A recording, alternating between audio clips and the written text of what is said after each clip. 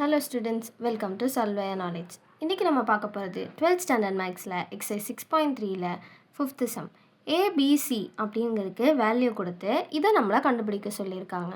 So இப்படி ரெண்டு cross ப்ராடக்ட்டுக்கு நடுவில் ஒரு டாட் ப்ராடக்ட் வந்தால் இதுக்கு நம்ம தியரம் 6.10ஆன லெக்ரான்ஜிஸ் தியரமை யூஸ் பண்ணுவோம்.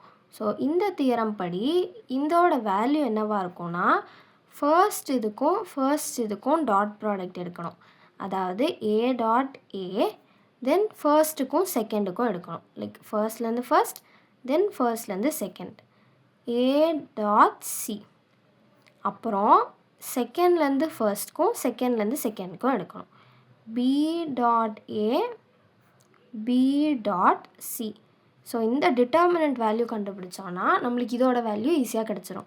ஸோ இதில் இருக்க ஒன்றொன்றையும் நம்ம கண்டுபிடிக்கணும். இப்போ ஃபஸ்ட்டு ஏ டாட் ஏ, அதாவது 2i + 3j - k டாட் அதே இது 2i + 3j - k. அப்போ நம்மளுக்கு என்ன வரும்? 2 2s are 4 + 3 3s are 9 plus -1 × -1 +1 ஆகும். ஸோ இதை ஆட் பண்ணால் 14 வரும். இதே மாதிரி மீதி மூணையும் நம்ம கண்டுபிடிக்கணும். So A dot C, first ஏவோட value 2i + 3j - k dot சியோட value i + j + k. So இதோட இதையும் நம்ம மல்டிப்ளை பண்ணி எழுதிக்கிறோம். ஸோ 2 × 1 2 + 3 × 1 3 -1 வரும். ஸோ நம்மளுக்கு இது 4 கிடைக்கும். இதே மாதிரி b dot A.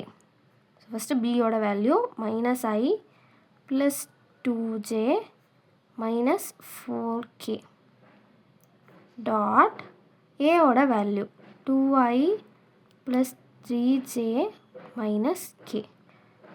So -1 × 2 -2 plus 3 2s are 6 minus into minus plus ஆகிடும். So 1 4s are 4. ஸோ இதெல்லாம் ஆட் பண்ணால் நம்மளுக்கு 8 வரும்.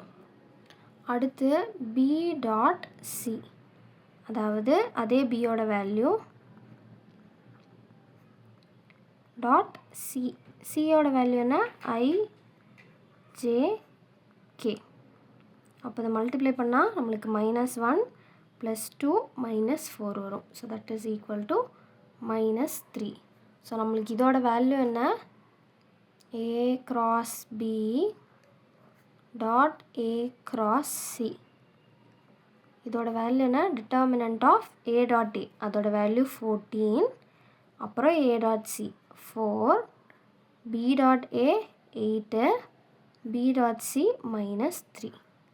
ஸோ இந்த டிட்டர்மினன்ட் எக்ஸ்பேண்ட் பண்ணனா நம்மளுக்கு 14 × -3 வரும். அதோட வேல்யூ -42 -8 4s are 32.